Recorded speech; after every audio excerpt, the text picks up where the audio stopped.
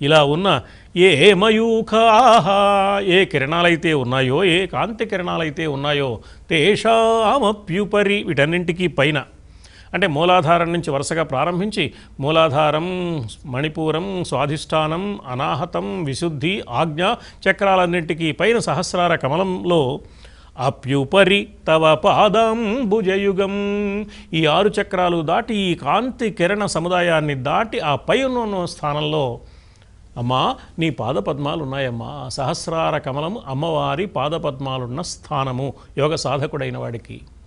అంటే కుండలిని యోగాన్ని ప్రారంభించి మూలాధారం నుంచి సాధన చేసి క్రమంగా కుండలిని శక్తిని ఊర్ధ్వదిశగా పైపైకి ప్రచాదనం చేసుకుంటూ పైకి వెళ్ళిన సాధకుడికి ఆ కుండలిని సహస్రారాన్ని చేరేటప్పటికీ అమ్మవారి పాదపద్మాల యొక్క దివ్య దర్శనం లభిస్తుంది.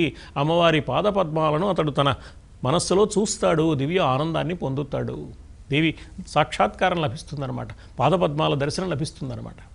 ఆ సత్యాన్ని చెప్పడానికి అయితే వరుసగా కొన్ని కిరణాల సంఖ్య చెప్పారు. ప్రారంభం నుంచి మూలాధారం నుంచి వరుసగా ఓ చోట 56 కిరణాలు, ఓ చోట 54 కిరణాలు, ఓ చోట 42 కిరణాలు, ఓ చోట 72 కిరణాలు, ఇలా వరుసగా చెప్పుకుంటూ వచ్చారు.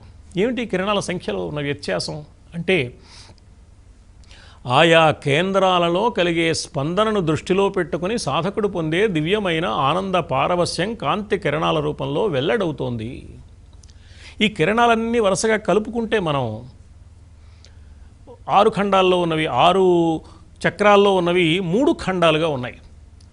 బ్రహ్మఖండం, విష్ణుఖండం, రుద్రఖండం, సూర్యఖండం, చంద్రఖండం, అగ్నిఖండం, ఈ పేర్లు పెట్టుకున్నారు వాటికి. బ్రహ్మగ్రంథి, విష్ణుగ్రంథి, రుద్రగ్రంథి అనే పేర్లు కూడా చెప్పుకున్నాం మనం. ఈ 3 చోట్ల ఉన్నవి రెండేసి చక్రాలకు దాటిన తర్వాత ఒక మజిలీ, మరో 2 చక్రాలు దాటాక మరో మజిలీ, మరో 2 చక్రాలు దాటిన తర్వాత మరో మజిలీ. మూలాధారంలో బయలుదేరితే 2 చక్రాలు దాటగానే ఒక మజిలీ, మణిపూరం దాటగానే 2 చక్రాలు దాటితే ఒక మజిలీ, ఆజ్ఞాచక్రం చేరేప్పటికీ ఒక మజిలీ. ఇలా 2 చక్రాలు దాటిన తర్వాత ఒక్కొక్క మజిలీ అదొక ఖండంగా చెప్పారు. అక్కడ గ్రంథి విభేదనం జరుగుతుంది చెప్పారని లోగడ అనుకున్నాం మనం.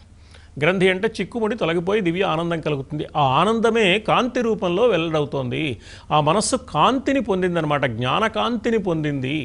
అమ్మవారి యొక్క కటాక్షం అనే కాంతి ఆ మనస్సు మీద ప్రసరించింది. ఇంకా చీకటి లేదు. కాంతి ఎప్పుడైతే కాంతి కిరణాలు ప్రసరించాయో చీకటి లేదు కదా. కాంతి కిరణాలు ప్రసరిస్తే చీకటి తొలగిపోయినట్లుగా అమ్మవారి యొక్క దివ్య అనుగ్రహం కుండలిని యోగ సాధన చేసిన కారణం చేత దీనికి లభించింది. కాబట్టి ఇతడి మనస్సులో అజ్ఞానం అనే చీకటికి ఇంకా చోటు లేకుండా పోయింది. వీటన్నింటికీ పైన అమ్మవారి పాదాలు ఉన్నాయి అంటే అమ్మవారి పాదాల్లో నుంచే ఈ శక్తి అంతా వస్తోంది. అంటే